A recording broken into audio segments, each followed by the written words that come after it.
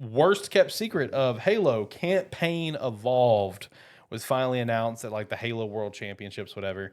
It is coming to Xbox, PC, and for the first time ever, the PlayStation with the PS5. This game will feature updated cinematics, enhanced level design, improved wayfinding, and refined controls. I also saw where they're gonna also, from the looks of it, to some extent, expanding on the campaign a little bit. There's gonna be 3 new missions. Yeah, some 3 new missions. I saw like a focus on Chief and Sergeant Johnson, which that's always going to make people happy there. It's still amazing to me how much Johnson became a character considering he dies. I know. Yeah, it's. I didn't mean to interrupt, but I was just gonna say it's 3 new missions, and they're supposed to be like prequel missions. Okay, that makes sense. There's also a quote broader arsenal of weapons, vehicles, enemies, and skulls added. The skulls is the interesting part there for me. I was like, ooh, what all skulls you add into the game? This sounds fun. But like for an example, energy sword, BR, needle rifle are examples of adds. They also added sprint, which is just a quality of life thing. Yeah.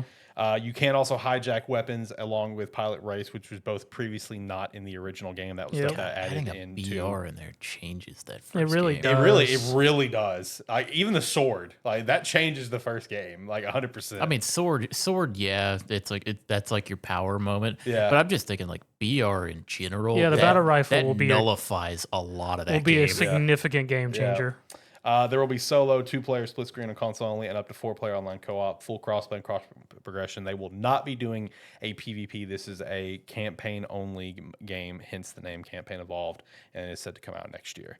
When in doubt, when Halo needs some good press, you remake the first one. Yep, you remake anything of the original trilogy, and that's what you do. We don't even give remakes of the other. We just give I was, remakes. I of was content. it's solely the first game. No. You had the anniversary for 2, where you could swap between the old and the new graphics. No, there was a full anniversary for it. Was there for 2? I thought it was Yes. only 1. No, it's for 2 because I played it. Yeah, it's part of the Master Chief Collection. But I mean, 3 still, that never got anything. But still, this is the second remake. No, correct. This is the second remake of the first I was game. about to say, you say it's part of the Master Chief Collection. The first one's the only one that's gotten separate releases. I mean, that's true. That's true. Yeah, the first one it's like it got its first remake where you could swap between, and then now we're getting another remake where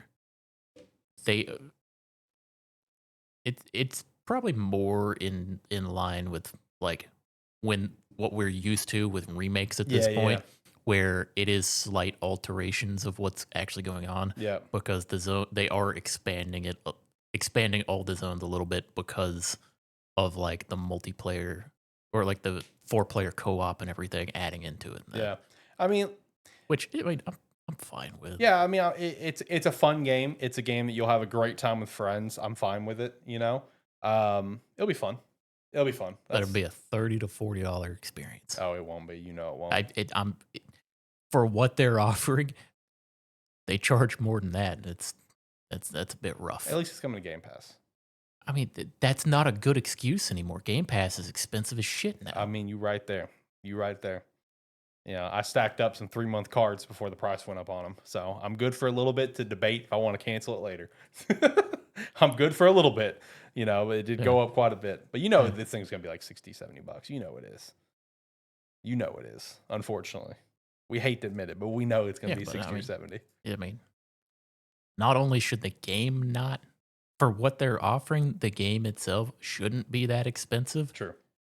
I think 50 is the right price. But also, the Halo name doesn't carry the weight to be that expensive anymore. That's facts. That's facts. I think like $50 is a fine price.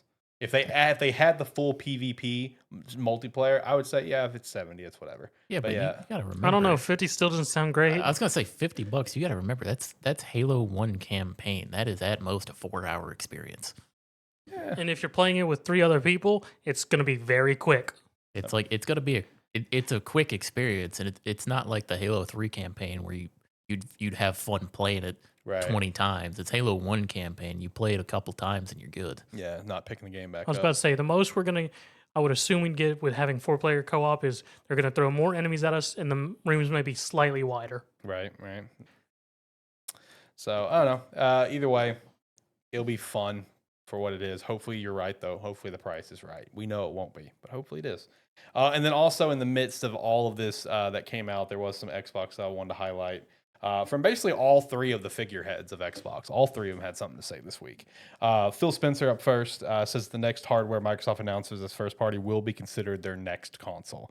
But he did kind of tease that the ROG Xbox Ally is a sign of the platform's future, quoting, "This product suggests how the Xbox platform will evolve in the future, connecting all your devices in one place." He also talked about just lowering that barrier of entry for people to play their games, which kind of goes into Xbox going over to PlayStation for the first time ever. Matt Booty also spoke on the multi-platform thing where he said that they aren't competing with other consoles, but competing with other platforms like TikTok, for example. A lot of people were kind of memeing on that, but I legit think he's just referring to time. Because so many people spend so much time doom scrolling or spend time on Twitter or TikTok or Instagram, whatever, is that they're trying to compete with the time of other platforms. Because I think that further goes in that they've just given up on the whole console war thing. They know they've lost. They admitted that during the all the legal stuff for Activision Blizzard, is they openly admitted that, yeah, we lost. We are not winning. We already lost. And then Sarah Bond also talked about the next generation console will be very premium and very high-end experience. That tells me right there that bad boy is gonna be $1,000. Like that, it's gonna be an expensive piece of tech. That's all that, her saying that. I'm like, oh yeah, this is exactly what I thought. If you're gonna put it as a high end product, it better deliver. That is gonna be a very high end console, probably equivalent to a medium range PC. Yeah, is what they're gonna be going for there. Yeah, which, I mean, that's fine. Yeah. It's like make something that's gonna last.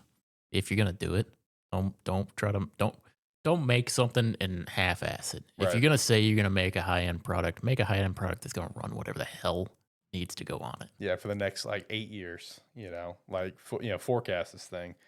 And then apparently the Microsoft CEO Amy Hood apparently wants Xbox hit 30% profit margins. Good luck. That's ambitious. With that, this came out of a report from, I think it was Bloomberg that reported on this, and apparently from Bloomberg, a lot of the frustrations of where stuff comes from Xbox, a lot of developers and key leads and stuff, basically point to Amy and the expectations that Amy sets that causes this to get canceled, this to get moved, this get shifted around or whatever. I mean, hell, if that 30% demand is true, then shit, no wonder. Because they're not hitting that. No, not currently. They're not hitting that. That's ambitious for Xbox. What are we talking about? Lord have mercy. No, with all of that, the only thing that I'll double up on is what John said. If you're going to make a premium product, hey, don't half-ass it, come out and deliver.